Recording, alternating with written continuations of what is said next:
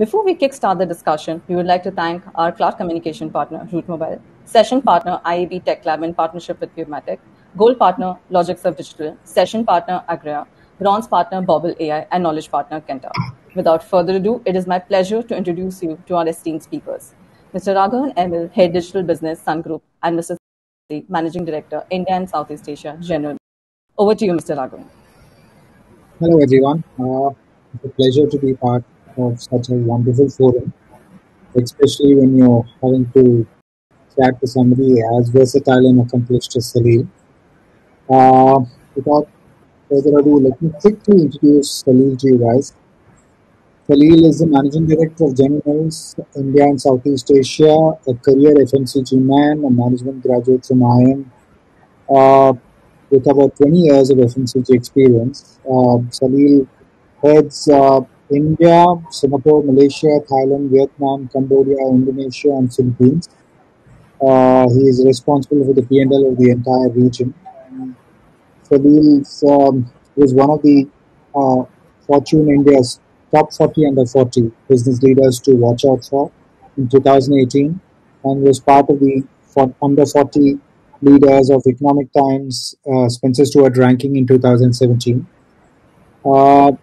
If there's anybody who knows Asia and Southeast Asia extremely well, it would be Salil. He was in Singapore for almost 13 years, managing the PNG business.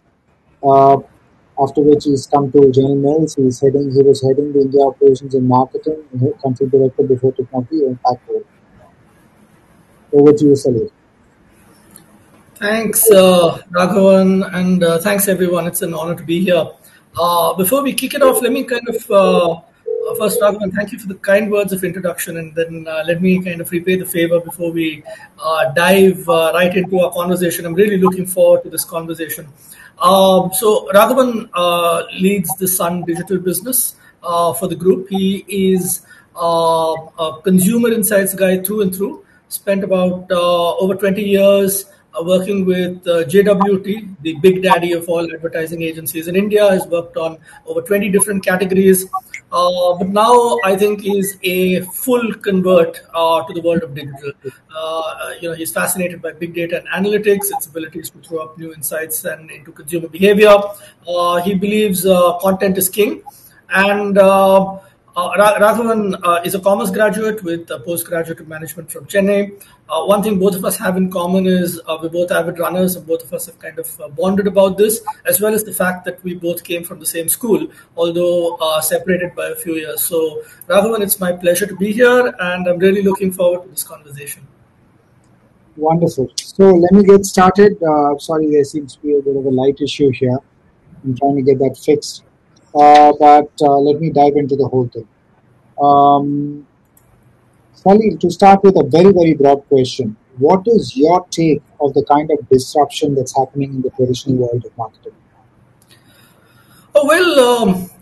Let me go back to when I started off, my career in P&G, Raghavan, many, many years ago. The dominant operating model of big FMCG brands was really twofold, right? It was win in the retail store, what you call the first moment of truth, or FMOT, and then make great communication through TV, radio, print, typically to consumers, so that fundamentally when a consumer is making a decision, they choose us as a brand, right? And so most products were bought in these stores, and then packaging and then in-store promos were primarily the kind of tools that we used to influence at the actual time of purchase. And so as a marketer back in the day, our lives were actually pretty simple. It didn't seem so at the time, but our lives were pretty simple. How do you control shelf space? How do you do some level of R&D to get marginally better product in the category?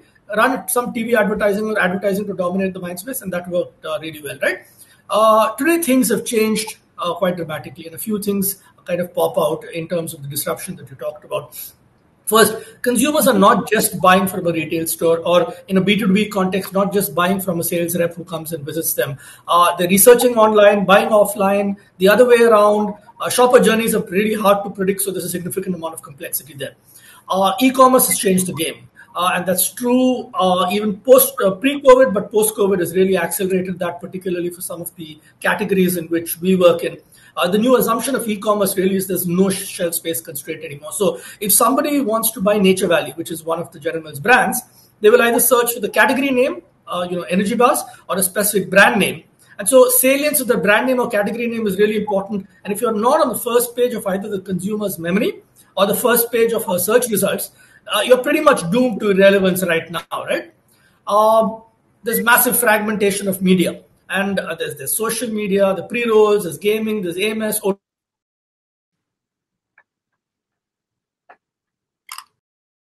of this fragmentation, conversation is no longer one-to-many. It's no longer brand talking to many different consumers. It's many-to-many, and brands no longer fully control the conversation, right? And it's a feeling I get when I talk to my 10-year-old son. I really don't control that conversation these days anymore.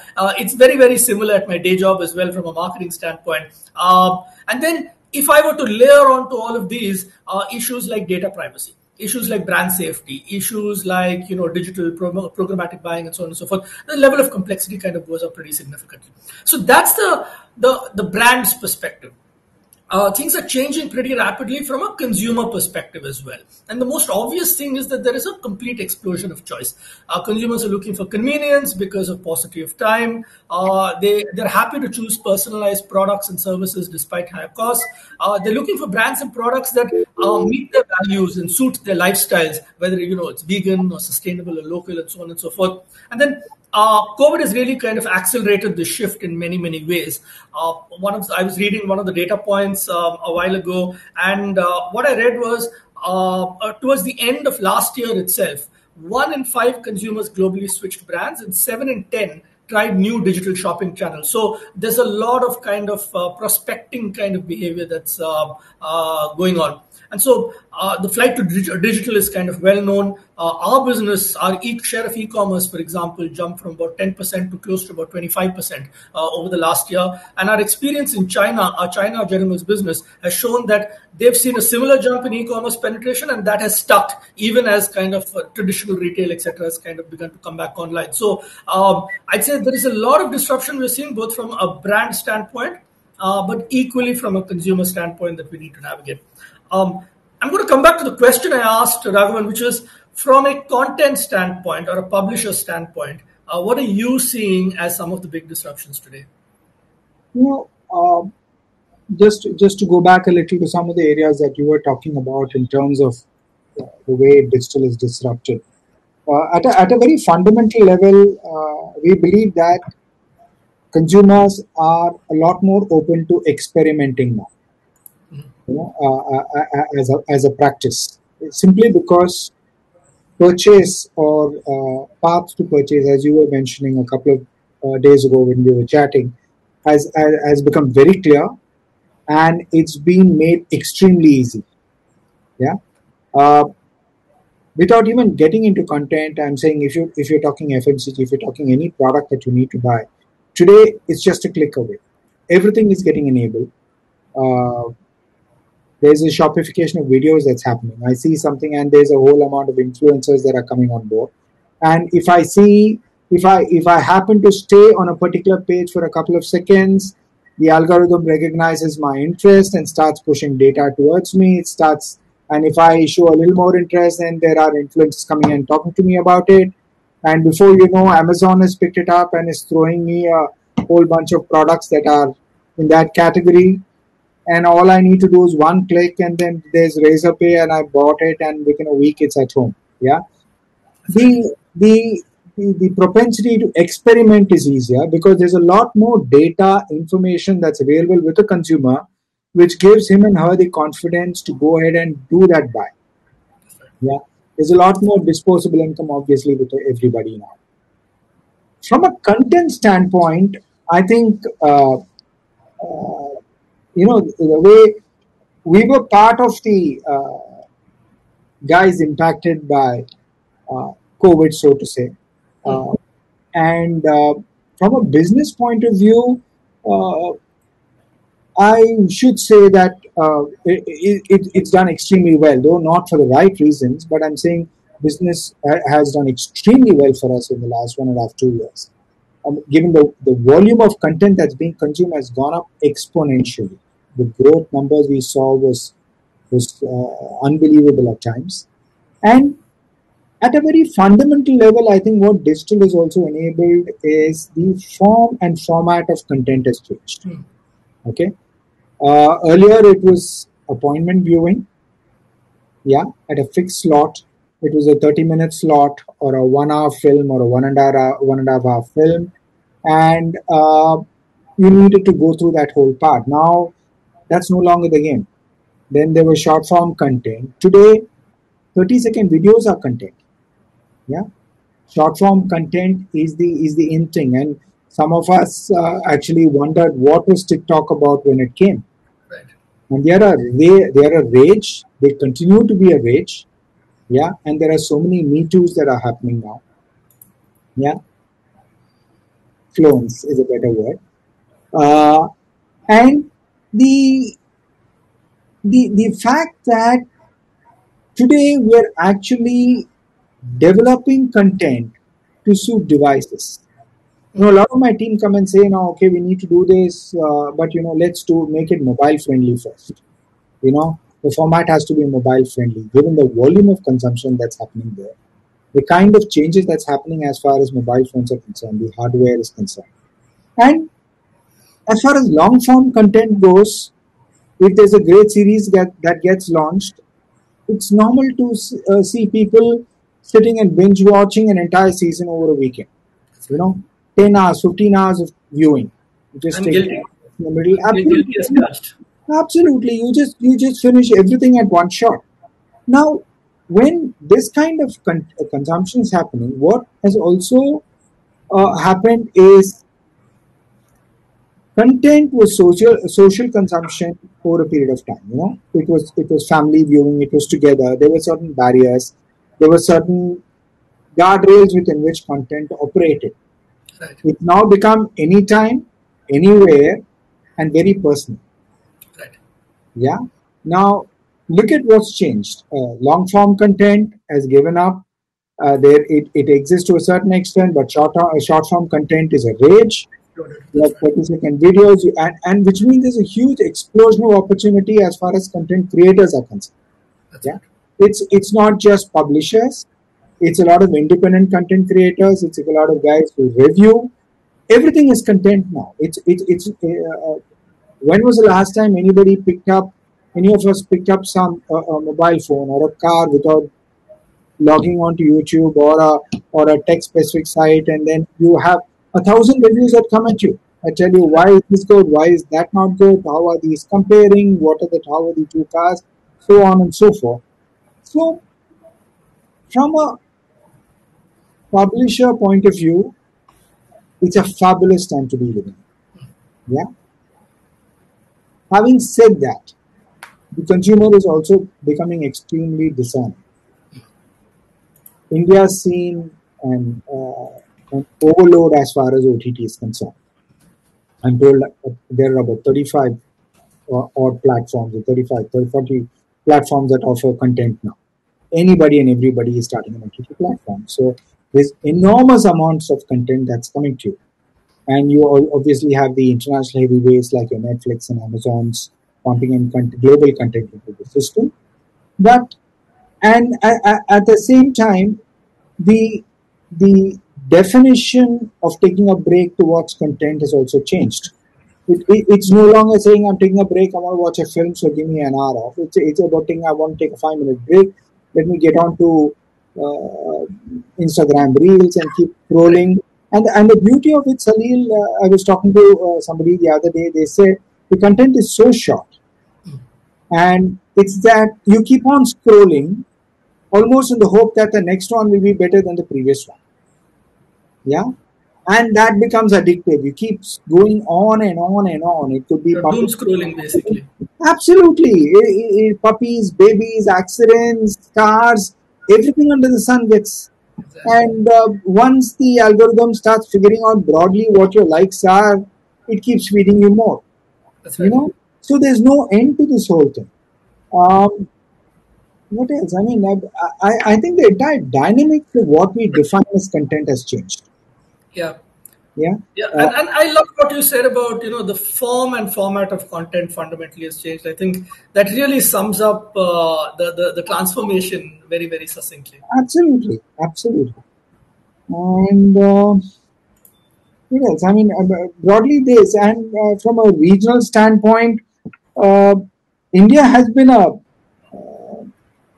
regional story. Right. It's always been that.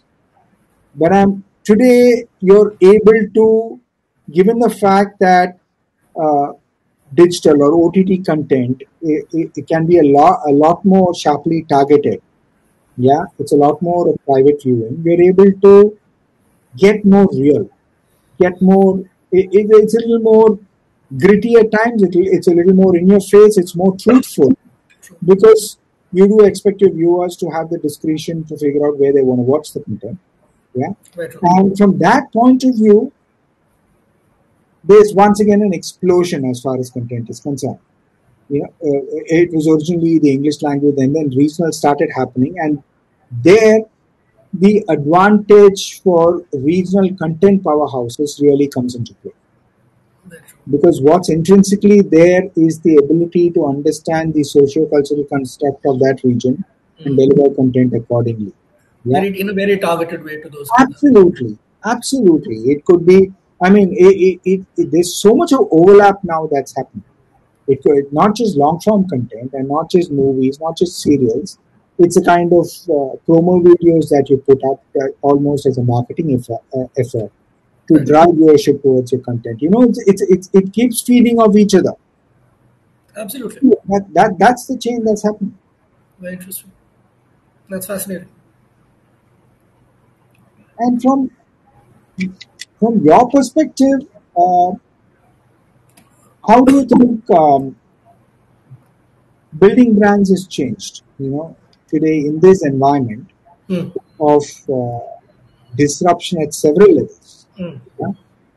Because there's one thing that I always thought is currently happening. Digital, if anything, in a very broad sense, has created a kind of a level playing field.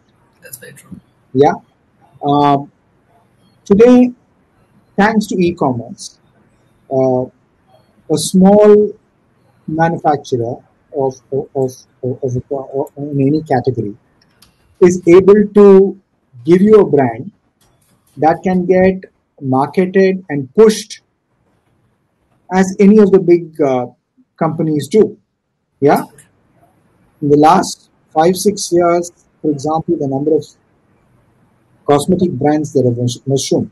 Oh, I mean, when we grew up, there was Unilever, there was P&G, there was what Clinique and Sunsilk and Head and Shoulders and so on. I mean, today the number of cosmetic brands that I see my wife and daughter use is each day it's a new one, and each one, and the products are fantastic. The communication is extremely targeted because everything comes to you on WhatsApp. It comes to you on targeted videos sent to your mobile. So the potential buyer knows exactly what he or she is buying into, and it's a great product. Now, so which essentially means, and something that, for example, even an Amazon has been talking about on their e-commerce thing, how they enable the small businessmen hmm. in small towns That's to right. be able to bring out their expertise and offer fabulous products across the country, across the globe. Yeah. So, from your perspective, given that you are in the food space, yeah, um, what do you think are the challenges, and how do you think marketers need to cope with that? It's a great question. I think you summed it up really well, Raghavan. When you said that in many cases the traditional barriers to entry for smaller businesses to build brands are beginning to kind of melt away. And typically, you had these moats, and the moats were traditionally kind of twofold. One, you had a moat which was a distribution moat, which is preventing you need to have be in all your little kirana stores and grocery stores and hyper and supermarkets, etc. And India has 12 million of these. And that's obviously a significant distribution barrier for small brands. And then secondly is in terms of kind of mental availability and being salient in the consumer's minds. And I think digital and the internet has kind of begun to melt these barriers, as you likely said. And so the interesting thing and the tension here is, I think there has never been a better time to be a brand builder today. And there's never been a tougher time to be a brand builder today. And I think both these truths absolutely hold good in today's environment. Let me talk a little bit about this. First, I think my belief is that brand building is more important than ever in today's landscape. It's the way that we go about it that has possibly changed a little bit. Fundamentally, brands, what are brands? Brands are navigational tools, right? They help consumers and they help the customer navigate a choice-filled landscape. If you look at what happened in COVID, for example, a lot of consumers retreated to familiar big name brands, and a lot of these brands actually increased their market share and market penetration over the last across different categories and across different countries over the last, call it, 12 to 18 months.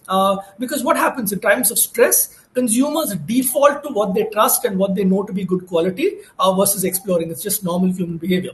And ultimately, a brand embodies the reflection of who the consumer is, right? So, Starbucks consumer will buy a chai latte for 210 rupees, not because she can't make chai for 10 rupees at home, but it says something about who she is. And an auto parts maker, for example, in a B2B context, may prefer to switch to a trusted brand of whatever engine parts because there is an inherent assurance of quality and service. But ultimately, if you step back, what is the purpose of a brand? The purpose of a brand from an economic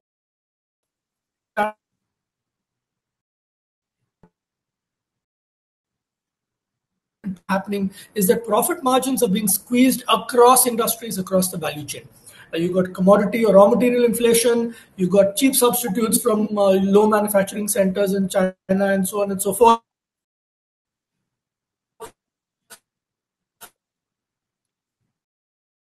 Global supply chain struggling with defense against these millions of competitors that we talked about, whether it's D2C or local or for China or something like that. And so if you were to think about how do you continue to build a brand, I'd say there are 2 or 3 principles which hold good.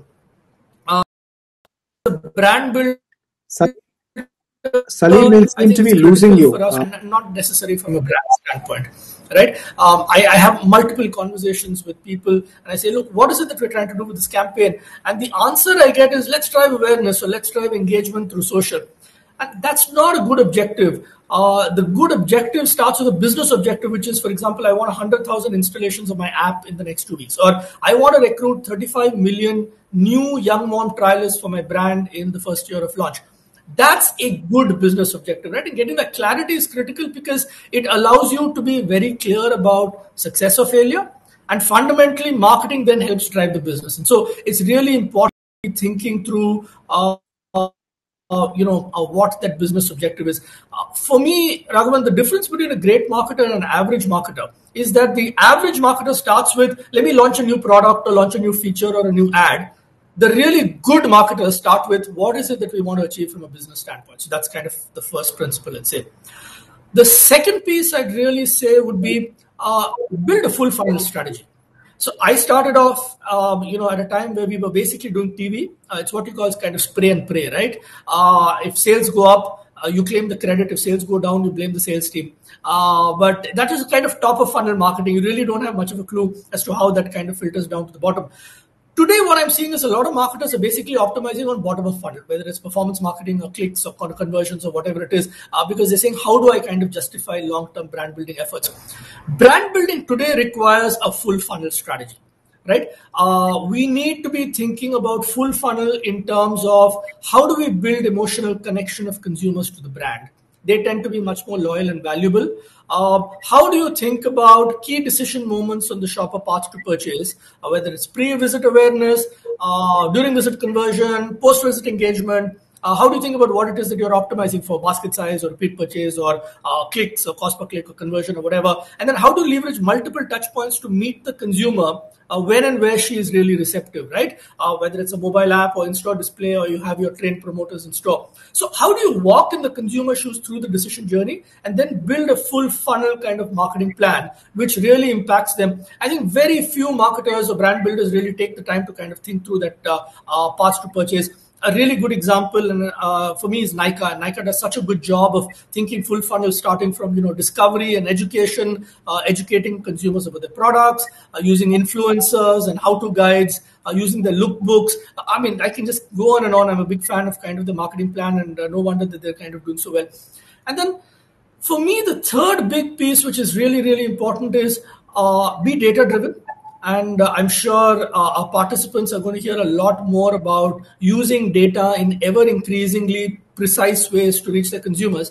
But figure out how you can leverage storytelling as an experience, right? Today, all of us are sitting in places where we can compare our spend impact across media, analyze brand impact across a consumer's decision journey, including upstream exposures that may have driven some level of awareness but didn't immediately drive purchase, all the way down to kind of what actually drove purchase. And we can tailor content, we can personalize offers, we use big data and analytics, and so on and so forth, right? I think great brands do that, but they also think about what's the story the brand has to tell. And how can I drive consistent, effective storytelling across the years to really build that mental connection and that emotional connection with consumers over the years? So storytelling isn't new. I mean, fundamentally, we're all humans. We're all kind of hardwired to respond well to stories. And with social media, like that you talked about, the content marketing platforms, there's such a big opportunity right now to make storytelling a key part of strategic marketing, and weaving together facts and emotions. And some of the great examples that we've seen over the years, they bring in some of the pressing issues that we talk about from a cultural and social context, whether it's women empowerment, household roles and responsibilities, child education, community support, sustainability and concern for the environment. A lot of brands are kind of talking about these and making themselves more relevant to consumers, not just through data, but in a very kind of storytelling driven way. So I'd say a number of different things, but utilizing the tension between these is really important to build brands today. You're absolutely right, Salil. It's actually comforting to hear this, and one always believed, I mean, having spent a whole lot of years in advertising, uh, the merit of the big idea is very much there. It's even more relevant today.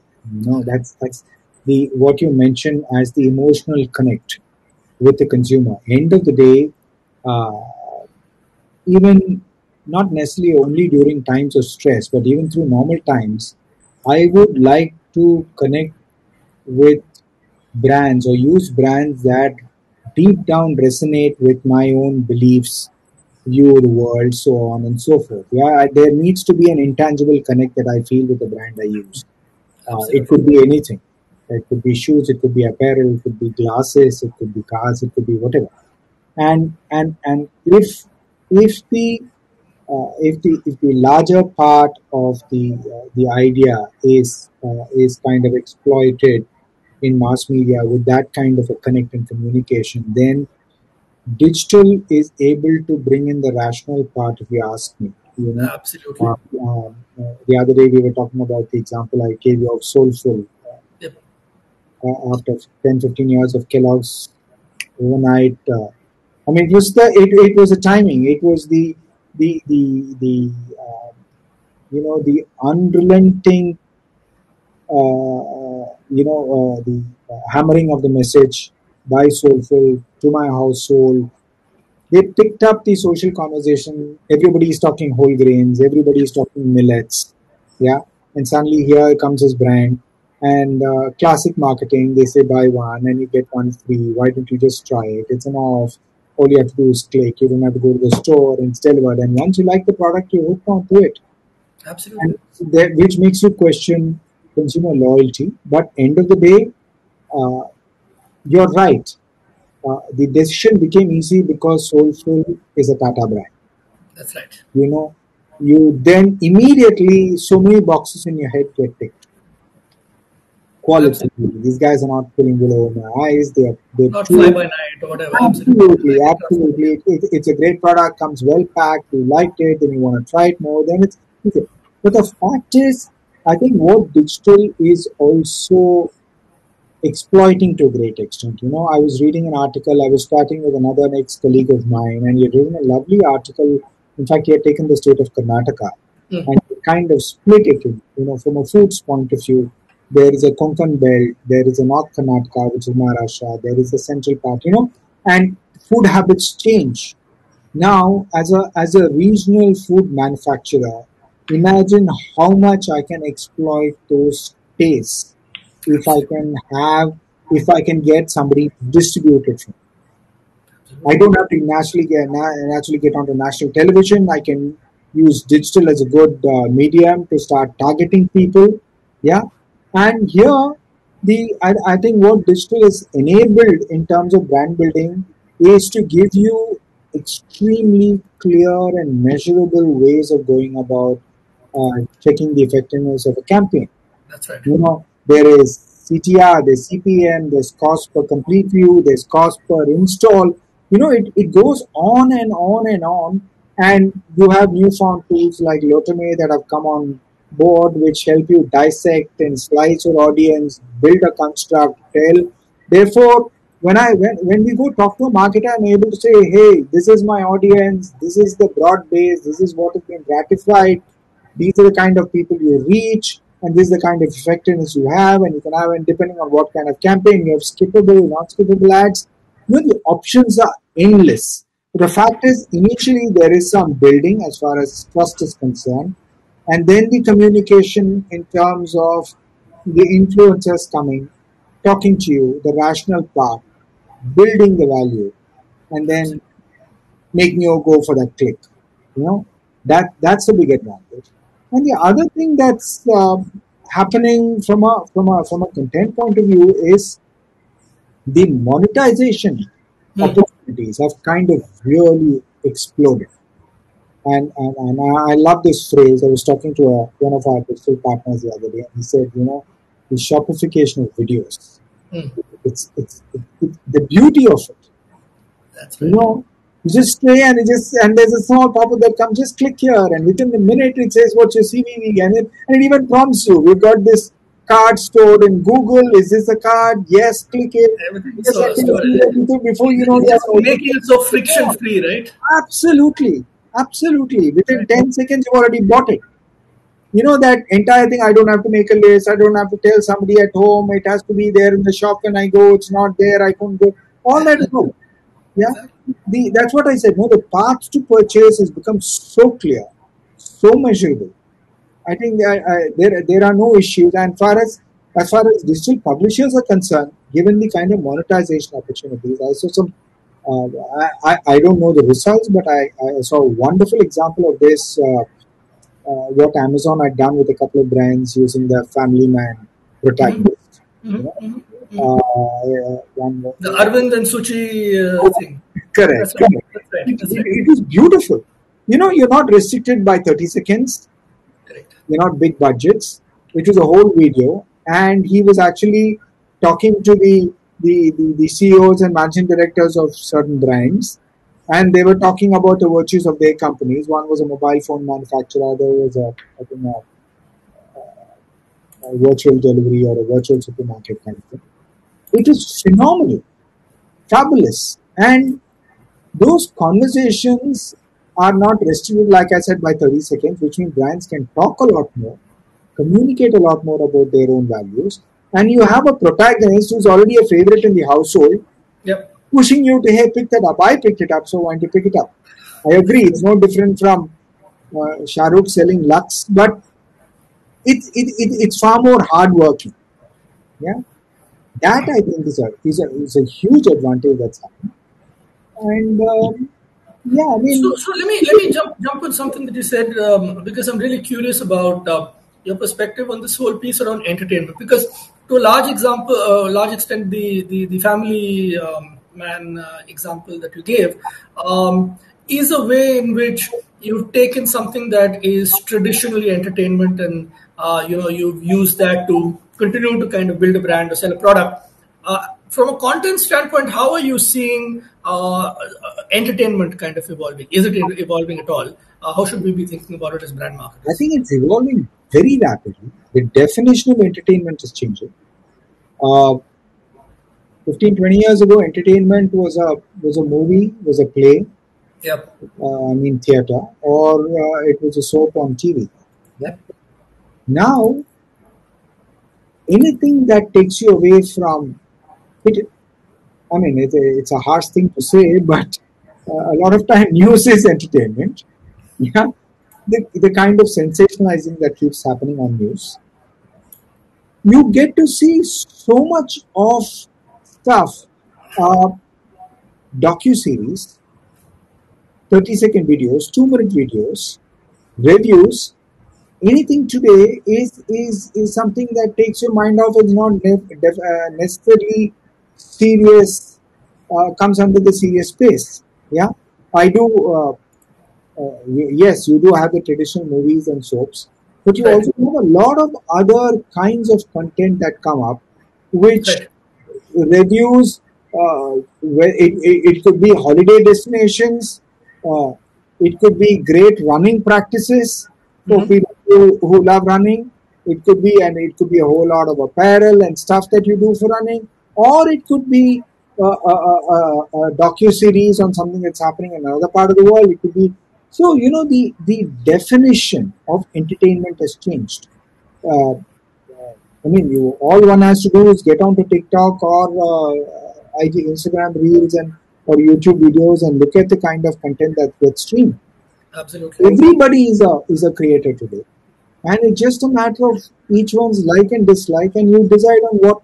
So I think that definition has changed completely, and the moment it starts getting popular, then the commerce kicks in.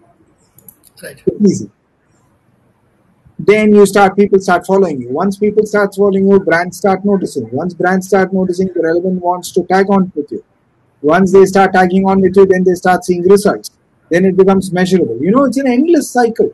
Absolutely. The word entertainment, I think, has changed forever. Yeah, anything is entertainment. Anything can be leveraged.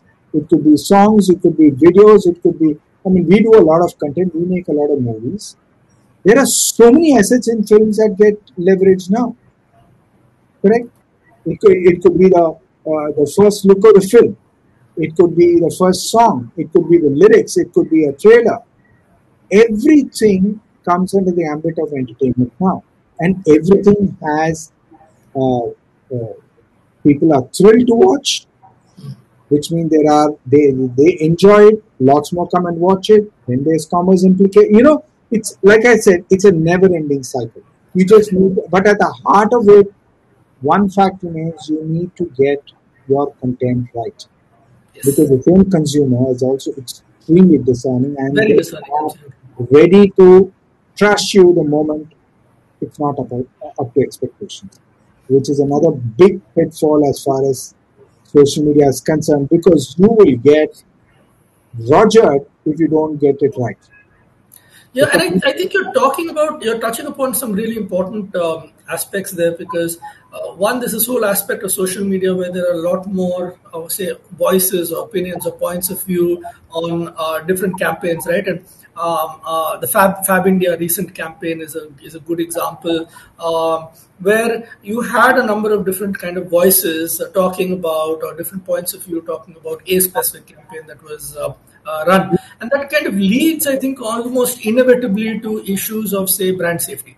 That leads almost inevitably to issues of data privacy, for example. And I'd say these are areas which I think every brand needs to be very, very careful about. Moving forward, because it's not just about let me get all the content I can and let me figure out how I can monetize the heck out of it, for the next X number of years and keep driving sales. Many big companies are facing the heat right now because there are other elements of that, including kind of data and making sure that their data, including making sure that they're getting the right message out in a socially and in responsible way to consumers. And there are some big companies right now which are facing a lot of heat from regulators as well as consumers because they're unable to kind of do that. And so I think those are some of the other kind of pitfalls that exist as we think about building brands, which is there's a flip side to this as well. Absolutely. I think we need to be very, very careful, especially if you're in the business of, like us, we are subscriber video on demand. And we are extremely careful and sensitive about the kind of data privacy we maintain, what we ask of people, what kind of data gets shared, how the data gets protected. Because one move wrong and it can completely explode in your face. Absolutely. Yeah, because somebody is trusting you with their identity and their money. It's a big responsibility. Absolutely, absolutely. You have to be very, very careful. Also, the kind of content you show, it's a very, very fine balance.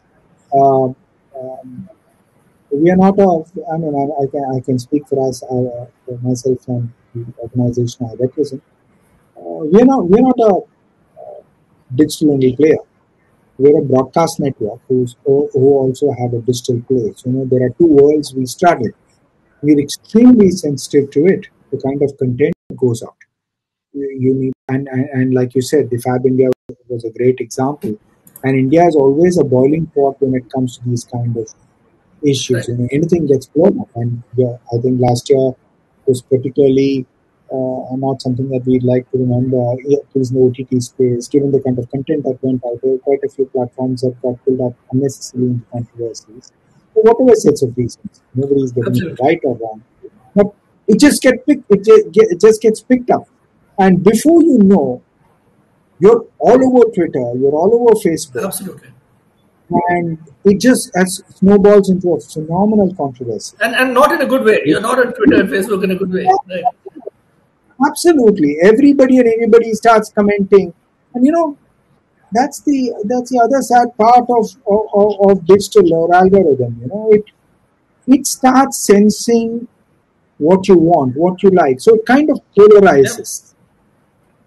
It starts feeding you content that you're prone to or you've shown affinity towards. That's right. So you increasingly start getting certain kinds of feeds, which may not be in the right spirit or may not be in the right with the right. But whatever that Right. happens, and it just like I said, everything just snowballs. So we need to be extremely careful in this space about what we say, which also brings it to the other point you were talking about the other day in terms of responsible, social responsibility of brands, Absolutely. the way what they stand for in today's context as a brand, what you represent, what are the values you as a brand reflect, because that's become extremely important to younger India. No, and you're Yeah, you're you're absolutely right. I mean, I recognize we're kind of running out of time, but this is something I'm really passionate about.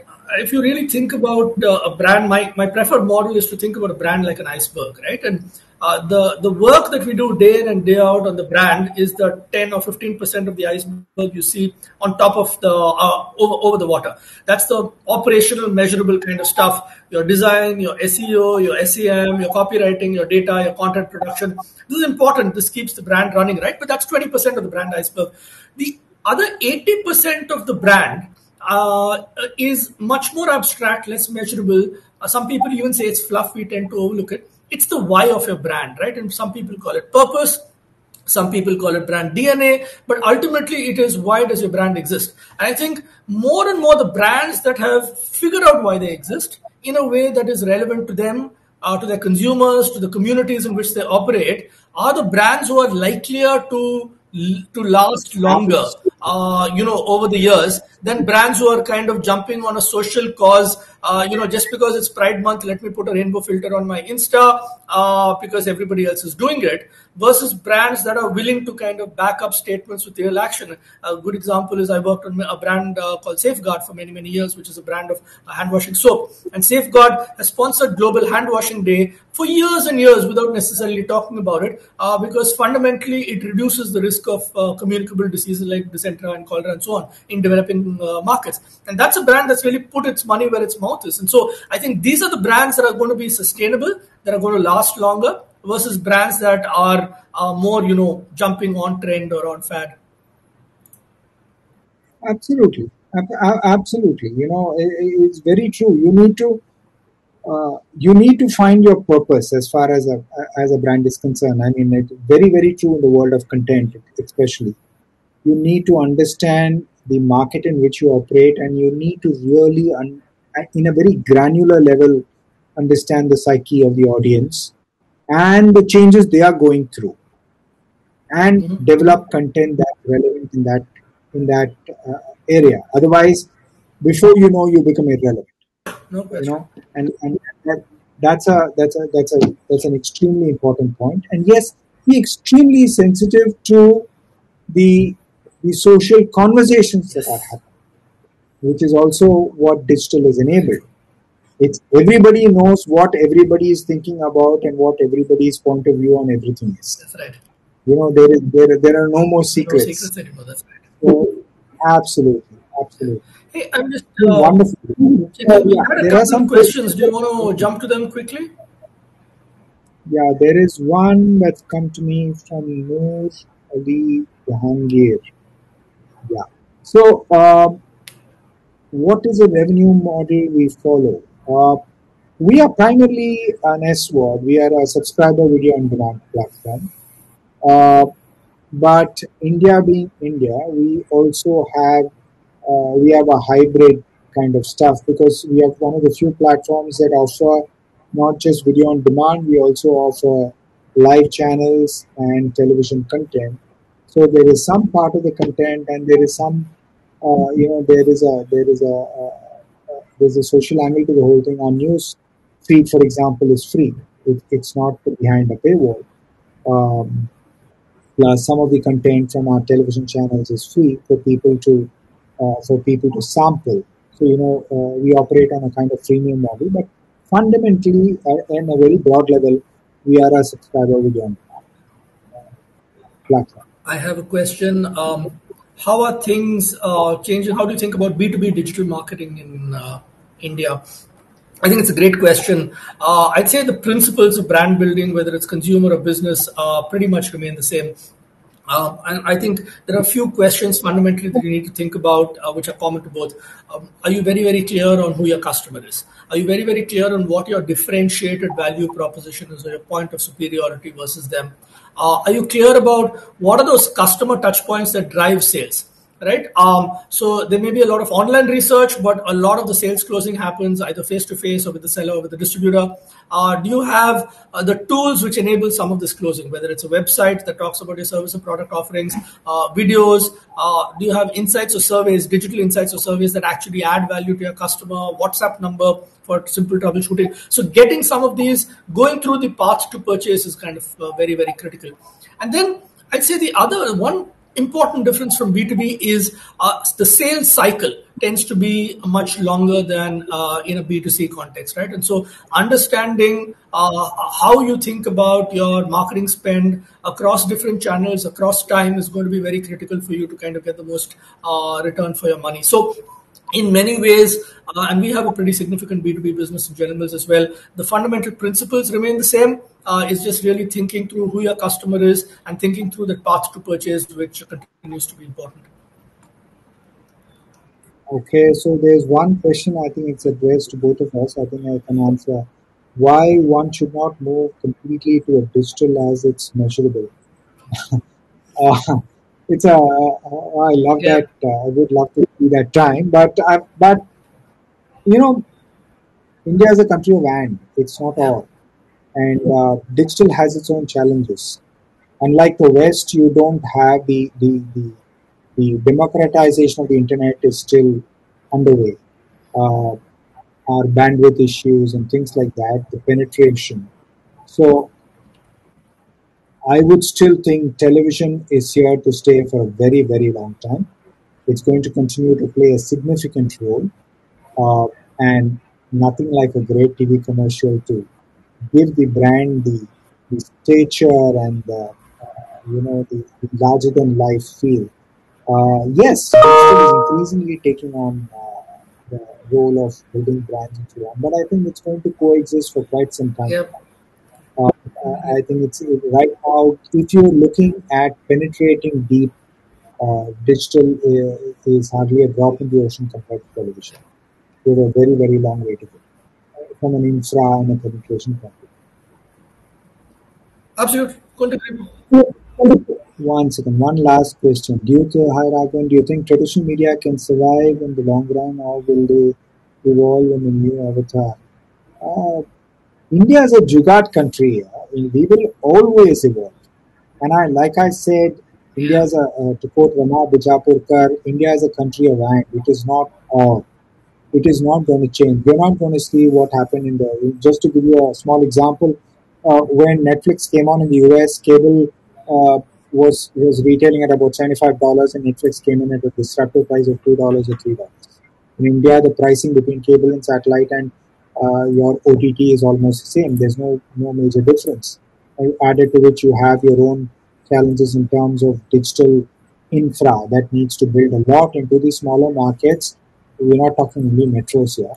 So why it depends on traditional media has already evolved. Which of the big traditional media houses?